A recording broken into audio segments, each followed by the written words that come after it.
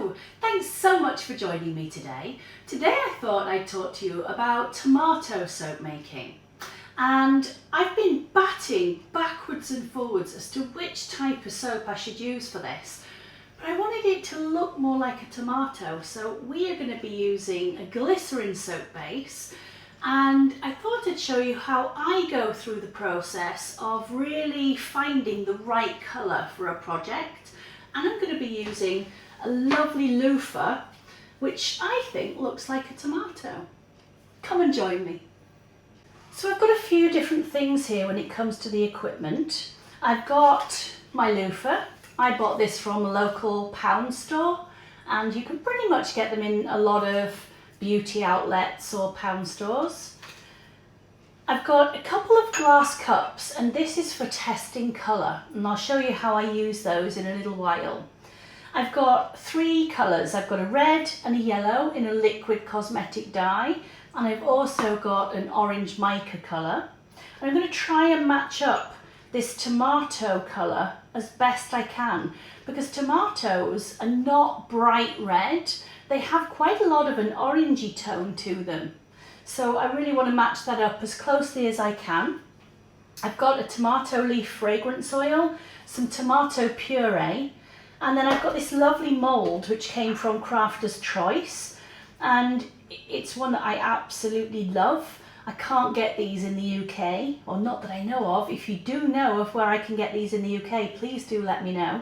I have to snag these if I go on vacation at all. I'm going to be using an alcohol spray. Whatever you have available will be fine, whether that's isopropyl alcohol or rubbing alcohol or surgical spirits.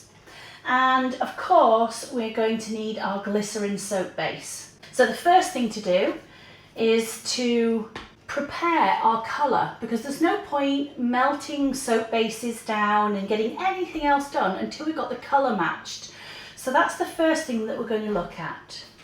So when I want to mix colour, I normally just use little glass containers. Okay, so I'm going to put 100 grams in, which is about, I think, what I'm going to be using per bar. With the loofah it's a little bit different because you're not going to know exactly how much you need for one bar, including the loofah. But let's go ahead and just do this as 100. And then to that I'm going to add my colorants. So I'm using a liquid colour called Cranberry. It's just a dark red colour. I'm sure you'll have something in your local area that will be very similar. Now if I mix this on its own first, you might think that that actually looks okay. But if I put a tomato next to this, it's really not the right shade. It's too red, it's too pink. It doesn't have that same orange tone to it. So I need to be able to change this. So far we've used 2 drops of the cranberry red colour. So I'm going to add in just 1 drop of lemon drop yellow, and then we'll see how that changes it. So it's getting better, but it's going to look a bit clear and a little bit plasticky, I feel, and I'm still not 100% happy with the shade, although it is much, much better. It's not quite where I want to be. I can keep adding and subtracting and changing the colour of this all of the time. If I add a little bit of mica, I think it's going to be a little bit closer to what I want, because it's going to dull down that clearness. I don't want it to be quite so transparent, and I actually want it to have a little bit of the orange tone to it. So this is a mica called Tangerine, and just give that a stir in. So that to me is looking a little bit more like the colour I want, but now it's a bit too orange. So there's a lot of adapting to do to get the right shade, but I think we're going to be right on this if we add just 2 more drops of the red. I think that will take it down and we'll get that better shade. But I think that's going to work really well. What do you think? Not a bad colour match, is it? Certainly more like the kind of colour I wanted, rather than that very, very kind of fake reddy pink colour. So I think I'm quite happy with that. Now, whenever you are making your colours up, always make sure to write down what you've put in there. It's really easy to be adding a couple of drops here and a little bit more mica there, and very, very quickly you'll have forgotten what you actually put in. So just make sure that you write it down at every stage, and then you can duplicate that colour over and over again. So now that I know how much colour we're going to be using, I can go ahead and reproduce that over and over again. So next I need to weigh out my soap base, and I'm using a transparent soap base from a company called Stevenson's. And if you've seen this on sale, it's probably got the name Crystal, and that is their brand name for their glycerin soap base. Now we've already cut this down into 1-inch blocks, and I've got an amazing husband who happily cuts all of this down for me. But it really won't take you very long to do this, but it does need doing so that it melts fairly fast for you. And I'm going to pop this into the microwave just on a medium heat until this is melted down. So I'll just keep doing it on 30-second bursts until it's fully melted, and then I'll come back. So while that's melting, we can get on and we can start actually measuring out our loofah and our moulds. So if I look at my loofah and pop it in there, I can see approximately where it needs to be cut. And that's definitely well over 1 inch, which is quite a big bar actually, certainly for the UK. It's a much bigger bar than we would normally use. And I really don't want the loofah all the way to the absolute top. So I'm going to actually take it a little bit less than that and make it about 1 inch. Now loofah can be quite difficult to cut, so you're going to need a sharp knife, and you can do a sawing action like this, but I never find that that really works. I put my hand over the whole thing and then I just cut down. Well, this is a useless knife. Let's try a different one. Let's try that again. So can you see how it starts cutting through? And then just turn it and it cuts through quite easily. I've never found a great way to do loofah. If you found a better way of cutting loofah, I would love to hear it. So I'm just going to make these about 1 inch, measure off, do exactly the same thing. Always keep your fingers well out the way when you're cutting. So we're using glycerin soap base, or melt and pour as some people call it. And I think it gets a really bad press. A lot of people kind of think that if you use this for soap making that you're cheating in some way. And I'll be absolutely honest, I've never really felt that way at all about glycerin soap. I think it's very different to cold process soap, and I think they both have extremely good merits. But I don't agree with bashing one over another. I think there are lots of different soap making varieties out there. And to me, soap making is more about the enjoyment and the passion and love for what you're producing than it is about worrying what method that you're using. So I really do use pretty much all of the different soap making methods, from glycerin soap making with a base, which is what we're going to be doing today. I make my own glycerin soap bases. I use cold process, I use hot process, we do liquid soaps, we do cream soaps, we do hybrid soaps.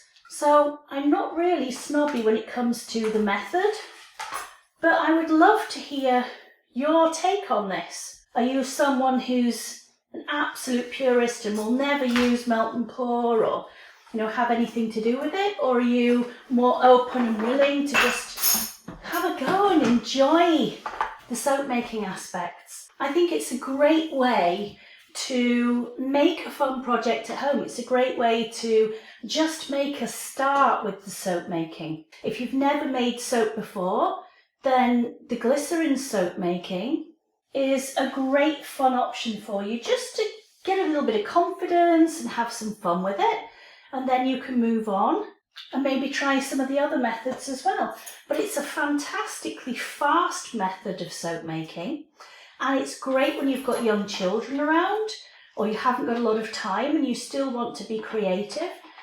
And I personally just think, have some fun and enjoy the things that you're creating. Don't be too worried about using a particular method. I'm just going to spray the top of the soap with some alcohol just to get rid of the bubbles that are on the top. And then I'm going to add in some fragrance oil. I'm using a tomato leaf fragrance oil, and I didn't have a lot left of this one. So I'm only using 1%. You can absolutely use more than that. And I'm also going to actually use some real tomato in this. So I'm using tomato puree. I'm not using very much of it. You don't have to put this in at all. This tomato puree is not going to be able to saponify. So you don't want large amounts in there for sure. I probably should have really mixed this with a little bit of the soap first to dilute it into some of the soap and then add it in. But hey, I forgot. So the final thing that I need to do is to add in the tangerine mica in there. So I'm going to mix that with a little bit of water, and then I'm going to add that in and give that a good blitzing too.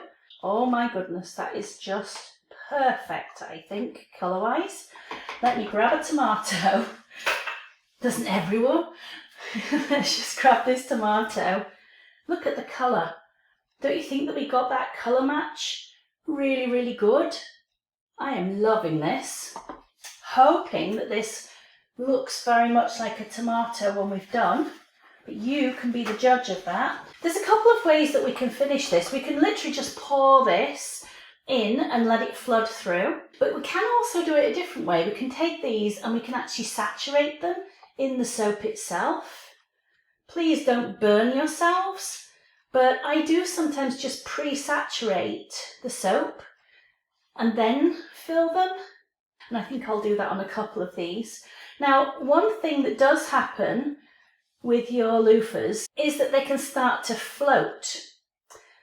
And if you do get one that starts to float, push it back down, and as the soap starts to set a little bit, it will go back down. What do you think? Do you think they're already starting to look like tomato slices? I do hope so. Do you know, I don't think I'm going to have enough to do all 6, but hey, that's fine. So these bars, as I said, are an American mould, and they tend to be much bigger than the English ones. So look at that, we're going to get 4 really good ones and a little bit left over, and that'll be fine. I thought that was actually floating, and it's just my dodgy cutting. It is all the way to the bottom. So we'll leave that, and then we'll come back when these have set and you can see the finished product. Now, if you've enjoyed hanging out with me and watching this project so far, why not click on the subscribe button, and if you ding the bell next to it, you'll be notified every time that we produce a new video, and you can come and hang out with us some more. Now, the great thing is these are not going to take very long to set at all, probably an hour, and we'll be able to unmold these and look at how beautiful they are straight away with you. Don't these look stunning? Do you think they look like tomatoes, or am I just a bit nuts? I think they do. Let's turn them out and have a look at the other side as well. So just gently tease the edges, push up from the bottom. So that's one side, and then that's the other side. I'm not really sure yet which side I prefer. These have only had about an hour, so they're not rock solid yet. I actually prefer the other side. And that's the beauty, is you can use whichever side you prefer when you're making these. But I definitely think this is my favourite.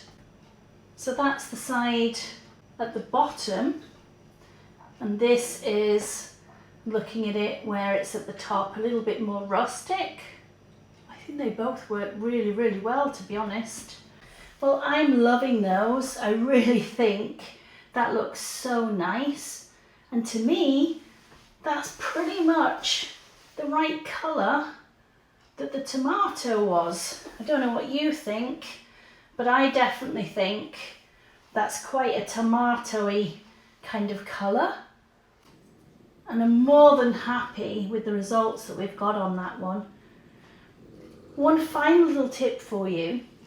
When I looked for loofahs for this particular design, I tried to find loofahs that had more than the normal 3 holes. Sometimes they have 4, some have 5, some have 6. But when you have a few more of the holes in the centre, I just feel that it adds to the overall design to one that just has 3, like this one here. So it's not essential, but I do think it just adds that extra element to it. Do let me know in the comments if you think we've been able to colour match that one pretty well. And if you'd like to join us on another show, hit the subscribe button. We'd love to hang out with you another week. And if you ding the bell, you should get notification when we upload our next video. Thank you so much for joining us today, and we look forward to seeing you again really soon. Bye for now.